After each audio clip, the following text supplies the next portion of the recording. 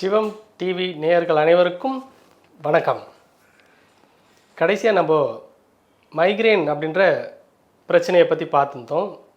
Migraine என்ற ஒற்றை தலைவலி, இந்த ஒற்றை தலைவலிக்கு சொல்யூஷனை நம்ம பார்த்துருந்தோம். இந்த சொல்யூஷன் பர்மனன்ட் சொல்யூஷனா அப்படின்னா பர்மனன்ட் சொல்யூஷன்ஸ் இல்லை. ஏன் அப்படின்ற காரணத்தையும் நம்ம பார்த்துருந்தோம். மைக்ரேன் அப்படின்றது ஒரு சிம்டம்ஸ். ஸோ இந்த மைக்ரேன், இந்த சிம்டம்ஸ், அதற்கான காரணம் என்ன அப்படின்றத அறிந்து அதற்கு ட்ரீட்மெண்ட் கொடுக்கும்போது மைக்ரேன் அப்படின்ற அந்த சிம்டம்ஸை நம்ம சரிப்படுத்த முடியும். ஸோ அந்த மைக்ரேன் அப்படின்ற அந்த சிம்டம்ஸ்க்கு என்ன சொல்யூஷன் அப்படின்னா, நார்மலாக பெயின் கில்லர் எடுத்துப்போம். பெயின் கில்லர் எடுக்கிறதுனால என்னென்ன பிரச்சனைகள் இருக்குது அப்படின்றதையும் நம்ம பார்த்துருந்தோம். ஸோ ஃப்ரீக்வெண்ட்டாக பெயின் கில்லர்ஸ் எடுக்கக்கூடாது. Until or unless there is an necessity அப்படின்னா பெயின் கில்லர்ஸ் எடுக்கிறோம். But until there is no necessity அப்படின்னா நம்ம பெயின் கில்லர்ஸை தவிர்த்து ஏதாவது செகண்ட் ஒப்பீனியன் இருக்கா அப்படின்றத அணுகிறது எந்த ஒரு விஷயத்துக்குமே நல்லது. ஸோ இந்த பிரச்சனைக்கு இதுதான் தீர்வு அப்படின்ற ஒரு முடிவுக்கு நம்ம வர வேண்டாம்.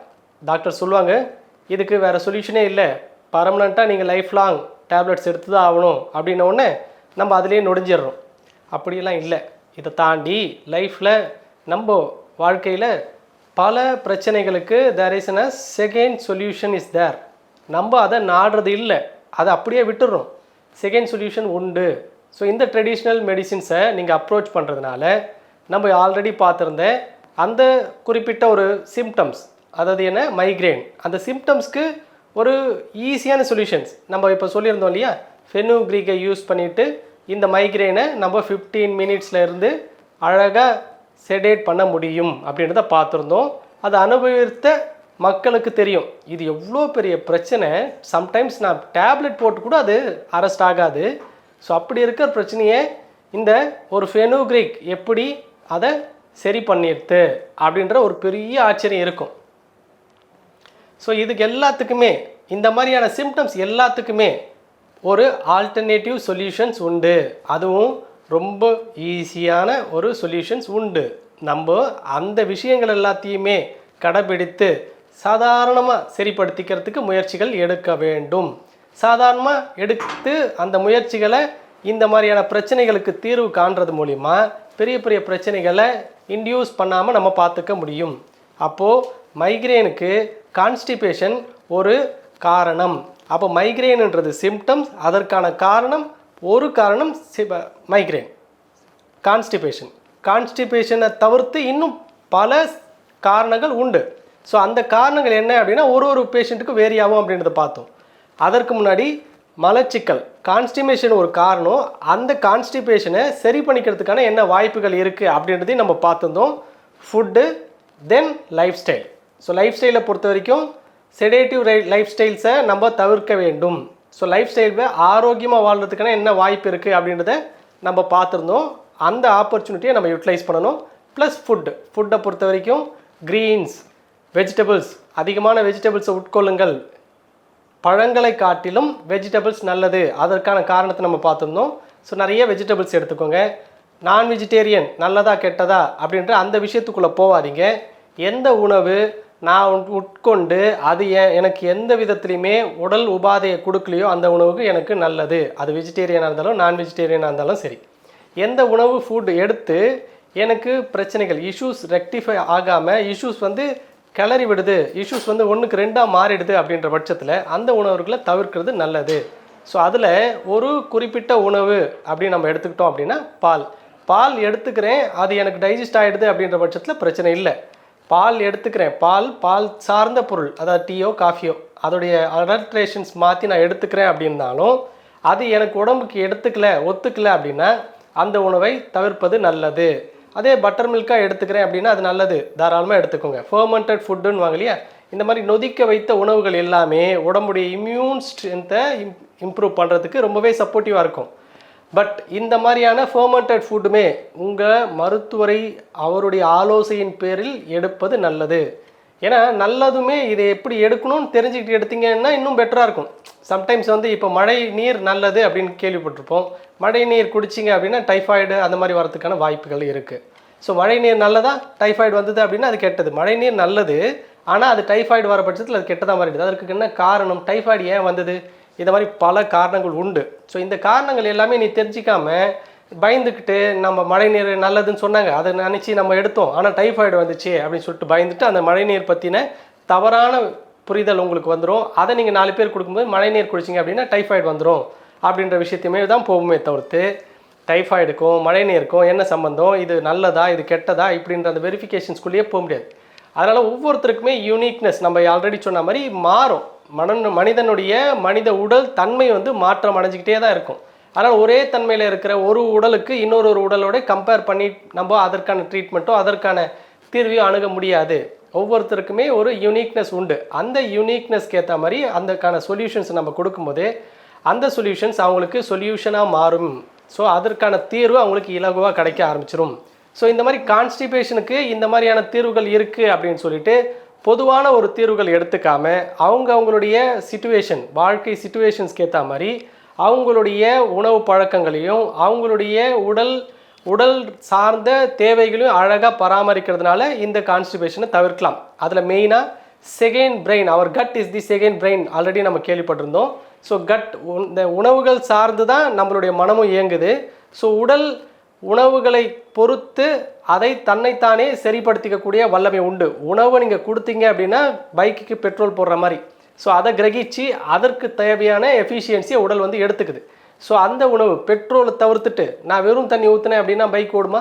ஸோ அப்போது உணவு முக்கியம். அந்த உணவு எந்த மாதிரியான உணவு எடுத்துக்கணும் அப்படின்றது ரொம்ப ரொம்ப முக்கியம். ஸோ அப்போ மலச்சிக்கலுக்கு எந்த மாதிரி உணவு எடுத்துக்கிறது முக்கியம்? புரதமா, இல்லை கொழுப்பு சார்ந்த உணவுகளா, இல்லை ஃபைபர் சார்ந்த உணவுகளா? சாய்ஸ். ஸோ ஃபைபர் சார்ந்த உணவுகள் எடுத்துக்கணும். புரதமோ கொழுப்போ ஒரு தேவையான அளவுக்கு சஃபிஷியன்சியாக எடுத்துக்கலாம். பட் அதிகமான அளவில் ஃபைபர் உணவுகளை எடுத்துக்கிறது நல்லது. அது ஃபைபர் எதில் இருக்குன்னு ரொம்ப தேடி எடுத்துக்க முடியாது இல்லையா, நம்மளுக்கே வந்து ஒரு மாதிரி வெக்ஸ் ஆகிடும். அதனால் காய்கறிகள் நீங்கள் பச்சை காய்கறிகள் எடுத்திங்கனாலே என்ரிச்டு ஃபைபர் அதில் அதிகமாக இருக்குது. ஸோ பச்சை காய்கறிகள் அதிகமாக எடுத்துக்கிறது நல்லது. காய்கறிகளையும் எப்படி எடுத்துக்கணும் அப்படின்ற விஷயத்தையுமே நம்ம பார்த்துருந்தோம். காய்கறிகளை சைட் டிஷ்ஷாக எடுக்காதீங்க, மெயின் டிஷ்ஷாக எடுங்க. அதாவது அதிகபட்சமாக காய்கறிகள் இருக்கணும் உங்களுடைய உணவு உட்கொள்ளும் போது. உணவு ஒரு பர்டிகுலர் அந்த காய்கறிகள் எடுக்கிறதுக்கு இந்த பீரியடில் நம்ம எந்த அளவுக்கு எடுத்துருக்கோமோ அந்த அளவுக்கு குறிப்பிட்ட அளவு உணவுகளை எடுத்துக்கிட்டால் போதும். அதாவது அரிசி சார்ந்த உணவுகளை, காய்கறிகள் அதிகமாக எடுங்க. ஸோ இந்த மாதிரி அதிகமாக எடுக்கிறதுனால ஃபைபர் அதிகமாக உள்ளே போய் எடுத்து அப்படின்னாலே அந்த உடம்புக்கு தேவையான புஷ் மூமெண்ட் அதிகமாக கிடச்சி அந்த ஃபைபர் வந்து இண்டஸ்டைன்ஸை வந்து கிளென்சிங் பண்ணி வெளியேற்றக்கூடிய தன்மை அந்த இண்டஸ்டைன்ஸ்க்கு கட்டுக்கு வந்து சேரும். ஸோ அந்த மாதிரி சேர்றதுனால இது அவருடைய மலச்சிக்கல் மட்டும் இல்லாமல் மனச்சிக்கலையுமே அகற்றுறதுக்கு சப்போர்ட் ஆகும். ஸோ மலச்சிக்கல் இருந்தது அப்படின்னா பெரிசாக துரிதமாக அவங்களால பெரிசாக யோசிக்க முடியாது. ஸோ அடுத்தடுத்த விஷயங்களை பற்றின ஒரு புரிதல் இல்லாமல் போகிறதுக்கு வாய்ப்பு இருக்குது. அதனால் மலச்சிக்கல் தானே அப்படின்னு சொல்லிட்டு சாதாரணமாக அதை விடுத்துட முடியாது. ஸோ மலச்சிக்கலை நீங்கள் சரிப்படுத்துறதுனால ரொம்ப ஃபாஸ்ட்டாக இருக்கலாம். உதாரணம் சொல்லணும் அப்படின்னா காந்தியடிகளை பார்த்துருக்கீங்களா?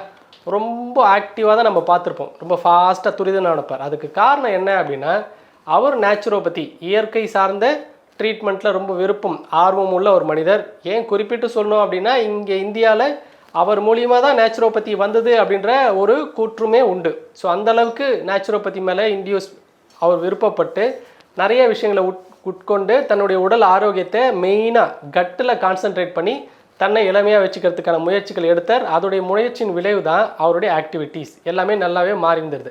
ஸோ அது மாதிரி நம்ம உணவுடைய பழக்க வழக்கங்கள் எல்லாமே மலச்சிக்கல் இல்லாமல் பார்க்கும் பட்சத்தில் நம்மளும் ஆக்டிவாக இருக்கலாம். ஸோ லைஃப்பில் வந்து ரொம்ப ஆக்டிவாக இருக்கிறதுக்கு முடியும். ரெண்டாவது, இந்த மலச்சிக்கலுக்கு இன்னொரு ரெண்டாவது பெரிய காரணம் என்ன அப்படின்னா காற்று, நுரையீரல் வழியாக நம்ம எடுக்கிற ஆக்சிஜன். இப்போ நம்ம பொதுவாக மேக்ஸிமம் எங்கே இருக்கோம் அப்படின்னா ஏசி, ஏர் கண்டிஷனர்டு ரூம். ஸோ இந்த மாதிரி இதுக்குள்ளேயே நம்ம இருக்கிறதுனால சஃபிஷியண்ட்டான ஆக்சிஜன் எனர்ஜி நமக்கு கிடைக்காமலே போயிடுது. உதாரணத்துக்கு ஒரு 10க்கு 10 ரூம் இருக்குது அப்படின்னா அதில் இருக்கிற ஆக்சிஜனுடைய அளவு ஒருவர் 1 மணி நேரம், அதிகபட்சம் 1.5 மணி நேரம் சுவாசிக்கிறதுக்கான வாய்ப்பு அது மட்டும்தான் அது கொடுக்குது அப்படின்றது ஒரு சயின்டிஃபிக்கல் எவிடன்ஸ். அப்போ அதுக்கு மேலேயும் என்னால் மூச்சு சுவாசிக்க முடியுது. 1.5 மணி நேரத்தில் ஆக்சிஜன் போயிடுச்சுன்னா என்னால் எப்படி சுவாசிக்க முடியுது? நம்ம சயின்ஸில் வந்து தமிழில் அதுக்கான அந்த சயின்ஸில் வந்து தண்ணின்னு ஒன்று இருக்கு இல்லையா, அதில் மாலிகுலர் ஸ்ட்ரக்சர்னு சொல்லுவாங்க. ஸோ இந்த மாலிகுலர் ஸ்ட்ரக்சரை பிரித்து பார்த்தோம் அப்படின்னா H2O, அப்போ ஹைட்ரஜன் ப்ளஸ் ஆக்சிஜன், அப்போது ஹைட்ரஜன் 2 ப்ளஸ் ஆக்சிஜன் இருக்குது இல்லையா. இந்த மாலிகுலர் ஸ்ட்ரக்சர்ஸை உடல் பிரித்து மாலிகுலர் ஸ்ட்ரக்சரை பிரித்து தனித்தனியாக எடுக்கிறதுக்கான வாய்ப்புகளை உடம்பு ஏற்படுத்துது. அப்படி ஏற்படுத்திடுது அப்படின்னா அப்போ H2O உடலில் வந்து தண்ணீர் அதிகமாக இருக்குது, அந்த தண்ணியிலேருந்து H2O ஆக்சிஜனை பிரித்து அது சப்ளை பண்ணும். இந்த ஒர்க்கை யார் பார்க்குறா அப்படின்னா கிட்னி. அப்போ நார்மலாக நுரையீரல் பார்க்க வேண்டிய ஆக்சிஜன் இன்டேக் ஒர்க்கை கிட்னி அதோடைய ஒர்க்கை தாண்டி அது எடுக்க ஆரம்பிக்குது. ஸோ அதனால் கிட்னியோட ஃபங்க்ஷன் ஓவர்லோடாக மாறுது அப்படின்ற விஷயத்த சயின்டிஃபிக்கல் எவிடன்ஸாக நம்ம நிறைய விஷயங்களில் தகவல்களை பெற முடிகிறது. அப்போது கிட்னியோட ஏற்கனவே ரீஅப்சார்ப்ஷன் அப்படின்ற ஒரு எக்ஸ்ட்ரா ஒர்க் பார்க்குது, அதோடைய கெப்பாசிட்டியை தாண்டிய ஒர்க்கு தனியாக ஒன்று பார்த்துட்ருக்கிறத தவிர்த்து இந்த ஒர்க்கையும் பார்க்கறதுனால 200 வயசு வரைக்கும் ஆரோக்கியமாக வாழ வேண்டிய மனிதன் ஆல்ரெடி 100 வயசாக குறைச்சாச்சு. நம்ம இப்போ இருக்கிற இந்த இன்சஃபிஷியன்சி அதுக்கான வாய்ப்புகள் இன்னும் 100லேருந்து 60-70 வரைக்கும் குறைஞ்சிடுது. அதனால தான் நிறைய 70 வயசுன்றதே ரொம்ப அபூர்வமாக பார்க்கப்படுது. நேற்று கூட பார்த்தீங்க அப்படின்னா ஓட்டு போட வரவங்கள 90 வயது பாட்டி அப்படின்றதுலாம் ஒரு பெரிய ஆச்சரியமாக இருக்குது. ஸோ அப்போ நம்மளுக்கும் என்னென்னா 60 வயது அப்படின்றது ஒரு பெரிய ஆச்சரியமாக போகிறதுக்கான வாய்ப்புகளும் இன்னும் கூடவே வந்துட்டுருக்கிறதுக்கு வாய்ப்பு இருக்குது. ஸோ அப்போது நம்ம கிட்னியோட ஆரோக்கியம் நம்மளுடைய வயதை வந்து முடிவு பண்ணுது. அப்போ கிட்னியோட ஒர்க்லோடை கம்மி பண்ணணும் அப்படின்னா இயற்கையிலே பார்த்தீங்க அப்படின்னா வெயில் சீசன், குளிர் சீசன், ரெண்டு சீசனில் ஒரு சீசன் வெயில் சீசனில் கிட்னியோட ஃபங்க்ஷன் அதிகமாக இருக்கும், குளிர் சீசனில் நுரையீரலோட ஃபங்க்ஷன் அதிகமாக இருக்கும். ஸோ ஒரு சீசனில் ஒரு ஆர்கன் தன்னுடைய ஒர்க்லோட கம்மி பண்ணிவிட்டு இன்னொரு ஆர்கனுக்கு அந்த ஒர்க்கை ட்ரான்ஸ்ஃபர் பண்ணுது. ஸோ இந்த மாதிரி இயற்கையிலே நம்ம உடம்பு அதோடைய ஒர்க்லோட கம்மி பண்ணுது. ஆனால் செயற்கையில் மனிதன் தன்னுடைய ஒர்க்கை தானே ஏற்றுக்கிட்டு கடைசியில் நோய் வந்த பிறகு ஐயோ இறைவா என்னை கையை விட்டுட்டியே, எனக்கு இந்த பிரச்சனைக்கு காரணம் நீ தானே அப்படின்னு சொல்லிட்டு கடவுளை குத்தம் சொல்லிட்டு இருக்கோம். அப்போது கடவுள் நமக்கு பொதுவாக எல்லாத்தையும் கொடுத்தாயிடுச்சு. இதை நான் முறையாக சரியாக செயல்படுத்துகிறேனா அப்படின்றது என் கையில் தான் இருக்குது. ஸோ எனக்கு கொடுத்த மாதிரி எல்லாருக்குமே கொடுக்கப்பட்டிருக்கு அப்படின்ற பட்சத்தில் ஒருத்தனுக்கு ஒரு பிரச்சனை வந்திருக்கு, இன்னொருத்தனுக்கு அந்த பிரச்சனை வரல. அப்போ ரெண்டுத்துக்குமே என்ன காரணம்? ஒருத்தர் 3வது மாடியிலேருந்து குதிக்கிறார், ரெண்டாவது இருக்கிறோம் அதே 3வது மாடியிலேருந்து குதிக்கிறார். ஆனால் 2 பேருக்குமே காலில் பெருசாக ஃப்ராக்சர் இருக்குமா அப்படின்னா அது ஒருத்தருக்கு இருக்கிற ஃப்ராக்சர் இன்னொருத்தருக்கு இருக்காது. ஏன் அப்படின்னா நம்மளுடைய அந்த ஜாயின்ட்ஸ் இருக்குல்ல, இந்த ஜாயின்ட்ஸில் இருக்கிற இந்த டென்யூர்னுவாங்க, இந்த டென்யூர்லாம் எந்த அளவுக்கு டென்ஸ்டடாக ரொம்ப கம்ப்ரஸ்டாக இருக்கோ அந்த அளவுக்கு அவங்களுடைய ஜாயிண்ட் எல்லாமே நல்லாயிருக்கும். அப்போது ஒருத்தருக்கு நல்லா இருக்குது, இன்னொருத்தருக்கு நல்லா இல்லை. அப்போ யூனிக்னஸ் டிஃபர் ஆகுது இல்லையா.